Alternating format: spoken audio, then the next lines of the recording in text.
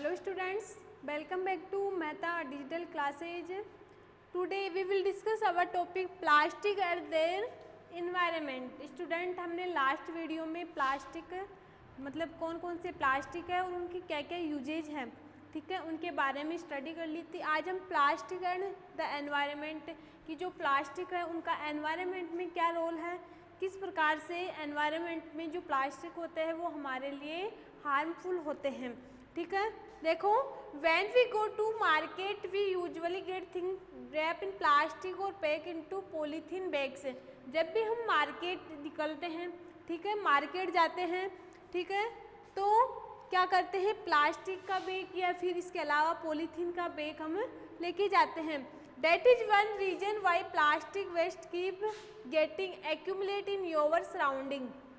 Student, बात करें हम प्लास्टिक की, आपको भी पता है प्लास्टिक पे अभी बैन लगा हुआ है कि प्लास्टिक की थैलियाँ हमें यूज में नहीं लेनी चाहिए। प्लास्टिक की जगह हमें जो कागज़ की जो बैग आते हैं वो, या इसके अलावा कपड़े की जो बैग आते हैं उन्हीं में हमें कुछ भी अगर सामान लाना है मार्केट से तो वो ही हमें यूज करने चाहिए, क्योंकि प्लास्टिक है उसको हम क्या करते हैं, यूज में लेने के बाद हमारे आसपास के जो वातावरण होता है उसमें हम थ्रो कर देते हैं, डाल देते हैं या फिर उसको जलाते हैं, तो उससे विभिन्न प्रकार की जो धुआं निकलती है वो हमारे लिए क्या है, हार्मफुल है। तो क्या होता है कि हम प्लास्टिक का यूज कम से कम करें, ठीक है। That disposal of the plastic garbage in major problem all over the world. सबसे ज़्यादा प्रॉब्लम है जो ये डिस्पोजल्स होते हैं प्लास्टिक के, ठीक है, ग्लास होते हैं, ठीक है, इसके अलावा कुछ अलग चीज़ मान लो, वो हमारे मतलब पूरे संसार में सबसे मेजर प्रॉब्लम ये है। It is a because plastic does not gate decompose by natural process.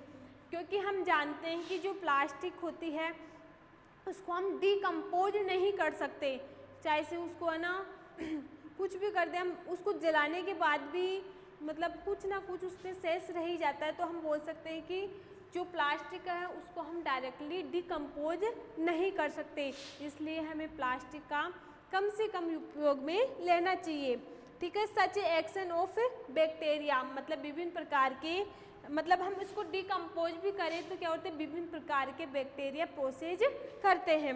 The materials that do not decompose through out natural process such is action of bacteria and take a very long time to degrade are called non biodegradable. हम बात करें कि जो भी material हम लेते हैं plastic के, डू नॉट डिकम्पोज, जो डिकम्पोज नहीं होते हैं, गलते नहीं है, चाहे से उसको हम खाद में कर दें या फिर मिट्टी में दबा दें या फिर उसको जला दें तो वो डिकम्पोज नहीं होती, ठीक है। थ्रू आउट नेचुरल प्रोसेस, ये चाहे से नेचुरल प्रोसेस करवाते हैं, हम कृत्रिम प्रोसेस करवाते हैं, उससे भी उसका कोई इफेक्ट नहीं पड़ता, ठीक है। तो ये कौन सा है, नॉन बायोडिग्रेडेबल मेथड है।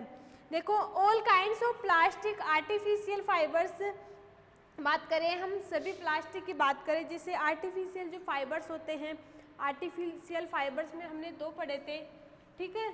एक होता है प्लास्टिक वाला, वो प्लांट एंड आर्टिफिशियल में बात करें हम नायलॉन, रेयन, ठीक है, टिन, एल्यूमिनियम और other metals can are not biodegradable. ये क्या होते हैं, नॉन बायोडिग्रेडेबल होते हैं।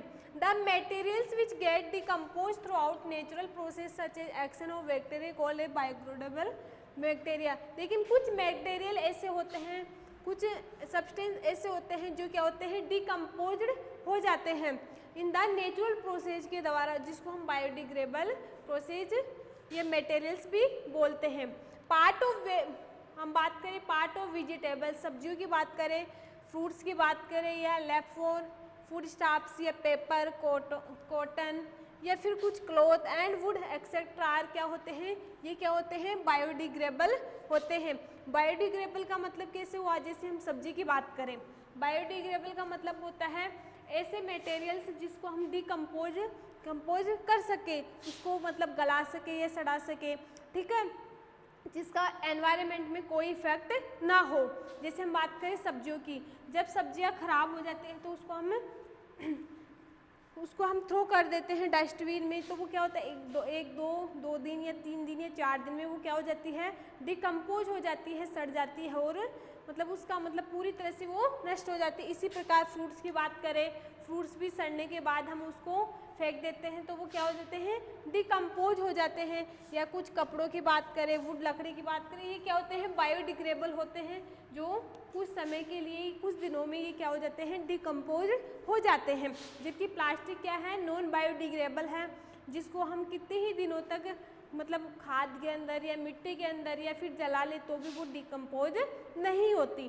ठीक है, देखो damage causes by plastic waste, क्या क्या मतलब नुकसान है प्लास्टिक का, कि देखो the plastic bag and other item in the garbage और नॉन बायोडिग्रेडेबल। जब भी हम जो गार्बेज होता है, जो कचरा होता है, उसमें हमें प्लास्टिक के जो भी थैले हैं, ठीक है, जो भी पॉलीथीन है, उसको थ्रो नहीं करना चाहिए, क्योंकि उसको या तो खड्डा खोद के नीचे ज़मीन में गाड़ देना चाहिए, ताकि हम एनवायरनमेंट में रहने वाले हर व्यक्ति क्या रहे, सुरक्षित रहे, उससे पढ़ने वाले हर इफेक्ट से सुरक्षित रहे। ठीक है, सेकंड है plastic is one produce very harmful. जब भी हम प्लास्टिक को क्या करते हैं, जलाते हैं, ठीक है, तो very harmful gas which pollute the air, मतलब हवा के संपर्क में एक विषैली प्रकार की गैस पूरे एनवायरनमेंट में फैल जाती है, जिससे क्या होता है, दम घुटने लगता है, घुटन से महसूस होती है। मतलब हम बोल सकते हैं एक विषैली गैस होती है पॉलीथीन को जलाने पर, जो हमारे लिए क्या है, हार्मफुल है।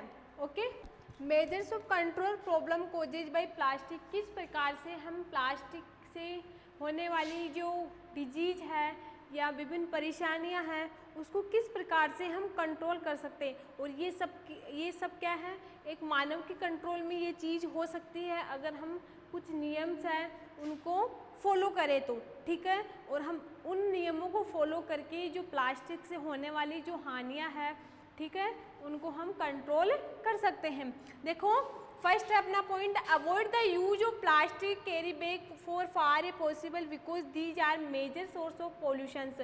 जब तक हो सके तब तक हमें क्या करना चाहिए, प्लास्टिक की जो बैग है उनको यूज में नहीं लेना चाहिए। और सबसे मेन मेजर प्रॉब्लम यही होती है, जब भी हम मार्केट जाते हैं तो अधिकतर क्या करते हैं, बिना बैग ही हम मार्केट निकल जाते हैं, और दुकानदार के पास क्या होता है, ये प्लास्टिक के जो बैग वगैरह होते हैं उनमें हम अपना जो सामान लेते हैं वो उनको डलवा के फिर ले आते हैं, और क्या करते हैं, फिर घर आने के बाद सामान को यूज में ले लेते हैं और प्लास्टिक को थ्रो कर देते हैं।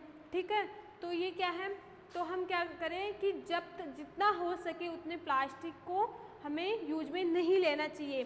ठीक है, यही क्या होता है, मेजर सोर्स ऑफ पोल्यूशन, सबसे मेजर सोर्स पोल्यूशन का, प्रदूषण का सबसे मेन कारण होता है प्लास्टिक का यूज करना। तो कम से कम प्लास्टिक का यूज करना चाहिए। Make use to bag made of cotton और jute when you go for shopping. जब भी आप शॉपिंग करने या मार्केट से सब्जी वगैरह लेने जाएगी तो क्या करें, कॉटन या जूट के जो थैले आते हैं, ठीक है, बैग आते हैं, वो हमें यूज में लेने चाहिए। ठीक है, सेकेंड है the biodegradable and non biodegradable waste should be collect separately and decompose और separately plastic this in your homes. Students, जो भी प्लास्टिक के जो सामान है, ठीक है, उनको हमें कलेक्ट सेपरेटली एक जगह कलेक्ट रखना चाहिए, ठीक है, इन द घर पर, और उनको या तो खड्डा खोद के या फिर किसी दूर जगह पे हमें उसको बर्न करना चाहिए, जलाना चाहिए, ताकि प्रदूषण कम से कम हो सके। थर्ड है do not throw plastic wrappers carelessly in the road. सबसे मेन बात है कि प्लास्टिक की जो भी रेपर्स होते हैं, जो पैकेट्स होते हैं, ठीक है, जिसमें कुछ भी सामान डला हुआ आता है, उनको हमें रोड पे थ्रो नहीं करना चाहिए। ठीक है, these are ultimately carry out to sewage system. और जब हम ऐसा करना शुरू कर दें, ठीक है, हम कम से कम प्लास्टिक का यूज करें, या फिर घर पे जो प्लास्टिक के जो मटेरियल्स हैं उनको एक जगह सेपरेट रखें, या फिर सड़क पे जो वेपर्स होते हैं उनको ढाना बंद कर दें, तो ऑटोमेटिकली जो ये है सेवेज सिस्टम ऑटोमेटिकली कंट्रोल हो जाता है। वेयर दे कोजेज क्लोथिंग, जिसका कारण होता है। तो 4 point as a responsible citizen remember the 5R principle. देखो, एक अच्छा नागरिक होने के लिए हमें कौन कौन से 5 जो प्रिंसिपल है, 5 रूल्स हैं, वो फॉलो करने चाहिए, ताकि हम होने वाले जो एनवायरनमेंट में जो होने वाली जो परेशानियां हैं उनका अच्छे से सामना कर सके। तो देखो 5R प्रिंसिपल कौन सा है, 5R प्रिंसिपल के बारे में पढ़ेंगे कि 5R प्रिंसिपल कौन सा है जो हम भी फॉलो करें और एनवायरनमेंट में होने वाली जो परेशानियां हैं उनसे हम निदान पाए। तो फर्स्ट अपना रिड्यूज, रिड्यूज 5R प्रिंसिपल, ठीक है। फर्स्ट है रिड्यूज, का मतलब होता है कम उपयोग करिए। जब भी प्लास्टिक का हो सके उतना कम से कम उपयोग करना चाहिए।